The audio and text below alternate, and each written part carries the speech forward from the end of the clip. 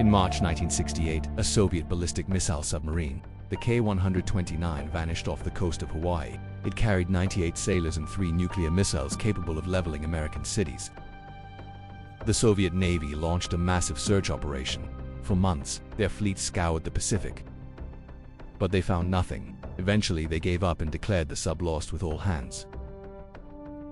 But while the Russians were looking in the wrong place, the Americans were listening. Below 200 meters. Exactly. A secret network of underwater hydrophones had detected an implosion thousands of miles away. The US Navy knew exactly where the K-129 had fallen. It was sitting at 16,500 feet. That's 3 miles down deeper than the Titanic. A depth where the pressure would crush a human instantly.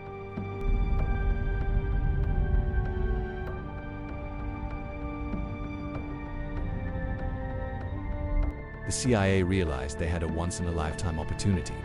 If they could get to that wreck, they could steal Soviet codebooks and examine their nuclear technology. It would win the Cold War intelligence battle overnight. But the engineering challenge was impossible. No technology existed that could lift a 2,000-ton steel submarine from 3 miles down. Most experts said it couldn't be done.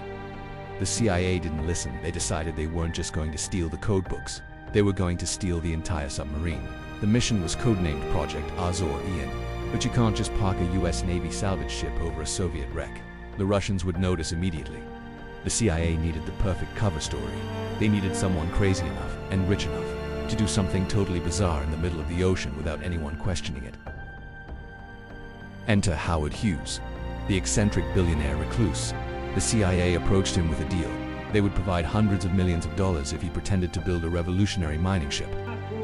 The cover story was that Hughes was going to mine manganese nodules, little metal rocks scattered on the ocean floor. The world bought it. Everyone knew Hughes was crazy enough to try something that expensive.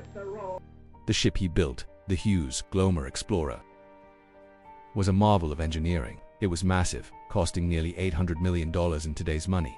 But it wasn't a mining ship. Hidden inside its hull was a massive moon pool, a secret bay doors in the bottom of the ship that opened directly into the ocean. And hanging inside that bay was a giant hydraulically powered claw nicknamed Clementine. The plan was simple. Lower the claw 3 miles on a steel pipe, grab the sub, and pull it straight up into the belly of the ship, completely hidden from Soviet spy satellites. In July 1974, the Glomar Explorer arrived over the target site. A Soviet tugboat actually circled them for days, suspicious of what they were doing, but eventually left, believing the mining cover story. The operation began. They had to lower a 3-mile-long string of steel pipe, section by section.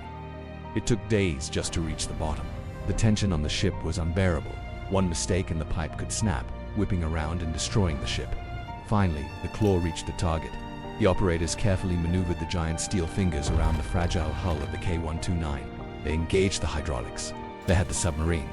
The long, agonizing lift began. Mile after mile, they pulled the waterlogged wreckage toward the surface. It was working. They were about to pull off the greatest heist in history. But when they were about halfway up, disaster struck. The hull of the Soviet sub was more fragile than they anticipated. 3 of the claw's massive fingers cracked under the strain. With a terrifying jolt, 2/3 of the submarine broke off and plummeted back into the abyss, taking the nuclear missiles and the codebooks with it. The CIA was left holding only the front 38 feet of the sub. Inside the recovered section, they found the bodies of 6 Soviet sailors. In a moment of Cold War humanity, the CIA gave them a formal burial at sea, filming it in case they ever needed to prove it to the Russians. The CIA planned to go back for the rest. But a year later, a journalist broke the story. The cover was blown. When reporters asked the government about the operation, the CIA devised a new legal response to avoid admitting anything. A phrase that is still used today: "We can neither confirm nor deny the existence of such an operation." Project Azorian was an $800 million failure and also a technological miracle. It proved that not even the deepest part of the ocean could hide secrets forever. If you're fascinated by the echoes of the abandoned, make sure to subscribe and ring the bell. We have more mysteries surfacing soon.